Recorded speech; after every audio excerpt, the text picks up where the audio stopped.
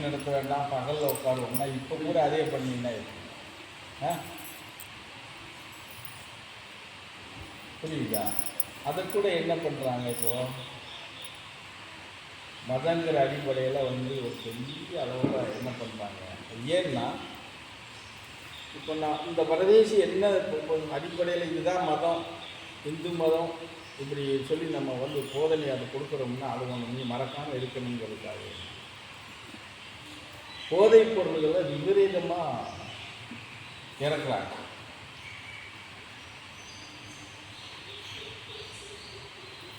இப்போ தனபால் இருக்கார், ஐயனார் இருக்கார், விஜயசாமி இருக்கார், இப்போ இவங்கெல்லாம் இருக்கிறாங்கண்ணா. இவங்களுக்குள்ள ஒரு அண்டர் கிரவுண்டு ஒரு ஃபீலிங் வச்சுக்கிறாங்க, வெளியில் தெரியாது. அப்போ தனபாலும் கோவிந்தராசன் போதைப் பொருளை தீவிரமாக இறக்குறாங்கன்னு வச்சுக்கோங்க. இப்போ இவங்க ரெண்டு பேரும் நாங்கள் அதுக்கு ஆப்போசிட்டாக இருக்கிறோம், அது தவறுன்னு சொல்கிறது மாதிரி வெளியே சொல்லுவாங்களே தவிர, ஆனால் உள்ளுக்குள்ளே டீலிங்கி அவங்க அனுப்புகிற சரக்கை இவங்க மூலியமாக தான் எல்லா பக்கமும் டெலிவரி ஆகுது. நான் சொல்கிறது உங்களுக்கு புரியுதா? அழுத்தமாக புரியுதுயா?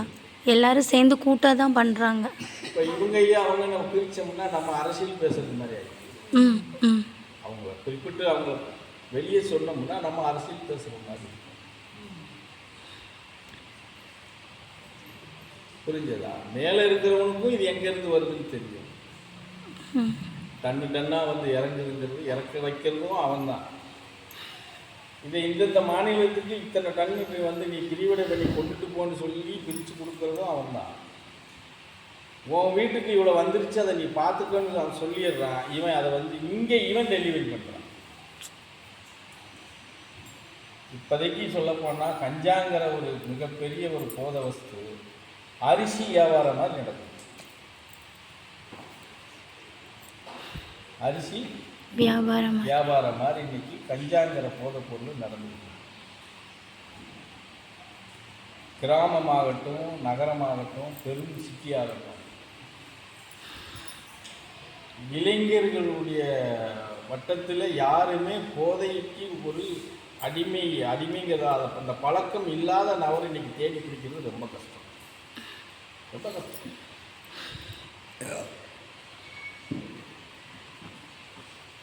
அப்படி ஆகி போனதுனால தான் இன்னைக்கு கரூரில் கூட இந்த நிகழ்வுகள் அவ்வளோ கொடூரமாக நடந்ததுக்கு ஒரு காரணம்.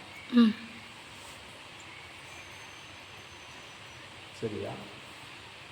சரி, ஆண்கள் தான் அப்படி இருக்கிறான், போதையில் இருக்கிறான் அப்படின்னு சொல்லலாம். பெண்கள் அதை விட மோசமான எண்ணத்தில் தான் இருக்கிறாங்க. இந்த இடத்துக்கு நம்ம போகணும், இந்த இடத்துக்கு போகக்கூடாது, இங்கே இதுக்கு நம்ம இதை பயன்படுத்தணும், பயன்படுத்தக்கூடாத இடத்துல இவங்க பெண்களை எப்படி வசப்படுத்துகிறாங்கன்னா, காந்தி பேப்பர் வச்சு எல்லாத்தையும் கொடுக்குறாங்க. அதுக்கு தான் பல பேர் மகளிர் மன்றம், அந்த மன்றம், இந்த மன்றம், மகளிர் குழு பிரித்து அந்த காந்தி பேப்பரை காட்டி பெண்களை அதுக்குள்ளே அடிமைப்படுத்துகிறாங்க. அதை சொல்கிறியா?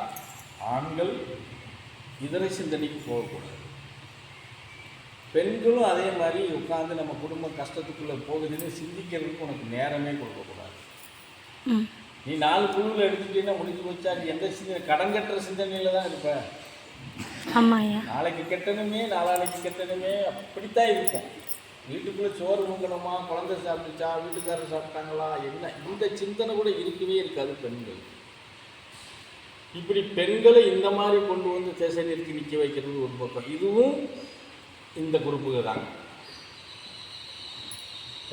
நம்மளை மாதிரி ஒன்றை மாதிரி ஆட்கள்லாம் கிடையாது.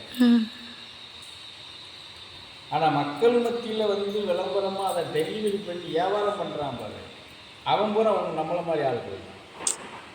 அவனுக்கு ஆசை காட்டுறாங்க இல்லையா, நீ இத்தனை கிலோ இது வியாபாரம் பண்ணிட்டு வந்தால் அவனுக்கு இவ்வளோ லாபம் கிடைக்கும்னு சொல்லிடுறான். அவன் இருக்கிற வறுமையில் எவன் எப்படி போனால் என்ன, நமக்கு தேவை லாபம். புரிஞ்சதா? 1 கிலோ கஞ்சா ஒருத்தர் எடுத்துட்டு வந்து விற்றார் அப்படின்னு சொன்னால் அதுக்கு 1 லட்ச ரூபா வருது. 1 கிலோ கஞ்சாவு உனக்கு 1 லட்ச ரூபா இருக்கு, போ இது போய் எப்படியா விற்றுக்கணும்னு சொன்னால் அவன் மாட்டேன் சொல்ல போகிறான். யாரு வேணாலும் விற்பாங்க.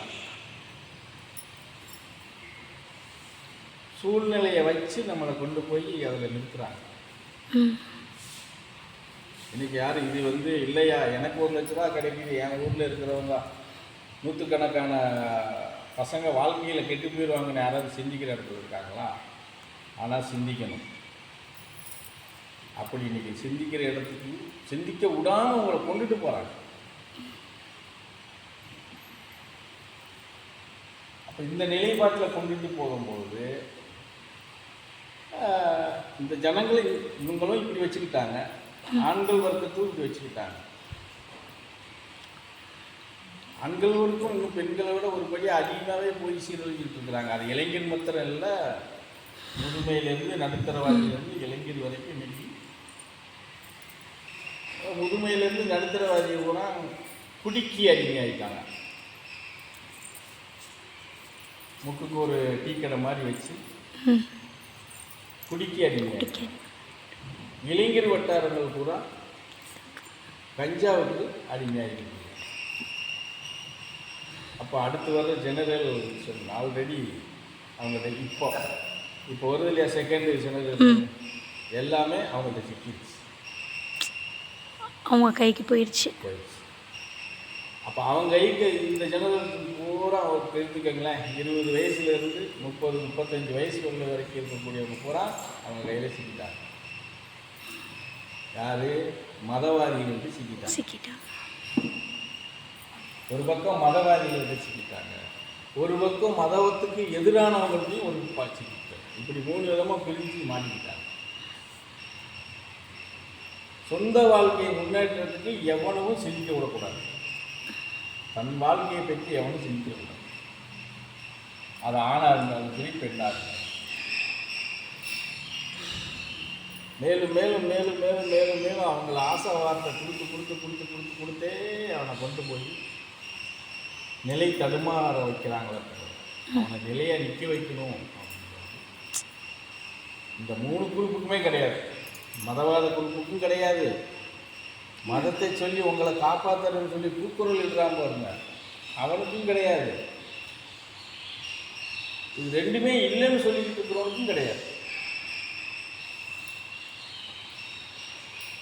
அப்போ நம்ம நாட்டில் வந்து நம்ம ஊர்லையாக இருக்கட்டும், நாடாக இருக்கட்டும், தமிழ்நாடாக இருக்கட்டும், இப்படி நம்ம பிரித்து எடுத்து பார்த்தா மேக்சிமம் 20 வருஷத்தில் எல்லாரும் சாப்பாட்டுக்கு லாட்டி அடிக்கும். நான் கூட முன்னாடி ரொம்ப நாள் சொல்லிட்டு இருந்தேன், இனி நம்ம இதிலேருந்து எடுத்துக்கிட்டால் 20 வருஷம்தான். ஒருவேளை சாப்பாட்டுக்கு நிச்சயமாக நம்ம தகுதியற்று போய் தான் இருக்கும். ஏற்கனவே இந்த அசாம் அந்த பக்கம் கஷ்டப்படுற மாதிரி நம்மளுக்கும் வந்துடுமாயா? கண்டிப்பாக வந்துடும். உழைப்பு குறைஞ்சி போச்சு இல்லை, குறைஞ்சி போச்சு. உழைச்சாதான் வருமானம் வருங்கிற இடம் போய் நீ எப்படி வேணாலும் போதை வஸ்துகளை உருவாக்கிக்கலாம்.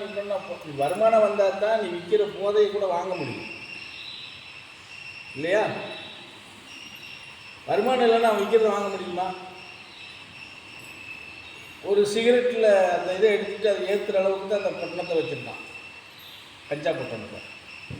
அது வாங்குறதுக்கு அந்த பொட்டணம் வாங்குறதுக்கு 10 ரூபா வேணும். ஒரு சிகரெட்டில் ஏற்றிக்கிடுவான். அவன் ஒரு சிகரெட்டு தான் குடிப்பானா, கஞ்சா குடிக்குவேன்? புரியுதா? அப்போ அவனுக்கு ஒரு நாளைக்கு சராசரியாக அந்த ஒரு விஷயத்துக்கு மாத்திரமே அவனுக்கு 100 ரூபா வேணும். நம்ம அது கம்மின்னு சொல்கிறேன் நான், 100 ரூபா இல்லை. 10 சிகரெட் எடுத்துக்க ஏன் இல்லையா? பிறகு சாப்பாடு, இப்படி பல பிரச்சனைகள் இருக்கு இல்லையா? இதையெல்லாம் நம்ம வந்து தேடி பிடிக்க முடியாத சூழ்நிலை வந்துருச்சு, ஆல்ரெடி வந்துருச்சு. அப்போ இதுக்கு அடிமையானவன் என்ன செய்வான்? அதுக்கான காசு வேணும். திருடுவான், கொள்ளையடிப்பான், கொலை பண்ணுவான். எப்படி? அவனுக்கு சொந்தக்காரன் பந்தக்காரன் நம்ம ஊருக்காரன் பக்கத்து எந்த எண்ணம் ஏன் ஒரு 2 வாரத்துக்கு முன்னாடி தன் தாயவே கொலை பண்ணிட்டான் வாங்கிறதுக்கு காசு கொடுக்கலன்னு சொல்லி. அக்காலும் இல்லை தங்கச்சியும் இல்லை தாயும் இல்லை. அவனுக்கு தேவை அந்த பொருளை வாங்குறதுக்கு காசு வேணும். அவ்வளவு வெறித்தனமாக கொண்டாந்து நிறுத்திட்டாங்க. ஆனால் எல்லாரும் மயக்க பிடிச்சிட்டு ஒட்டு மொத்தமாக என்ன பேசுகிறான்?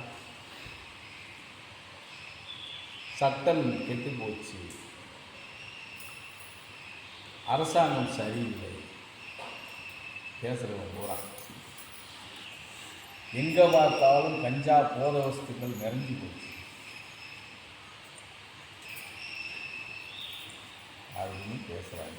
அவங்க கூட மூளைக்கு பேசிக்கிட்டு இருக்காங்க. சட்டசபை வரைக்கும் பேசுகிறாங்க. அவன் பார்லிமெண்ட் வரைக்கும் பேசுகிறான். பார்லிமெண்ட்டில் பேசுகிறவன் தான் மொத்தமாகவே இறக்குறான். இங்கே சொல்கிறவன் தான் வாங்கி பிரித்து கொடுக்குறான். எல்லாம் பண்ணிட்டு இவங்களே கெட்டு போச்சு கெடுக்கிறதே இவங்க தானே.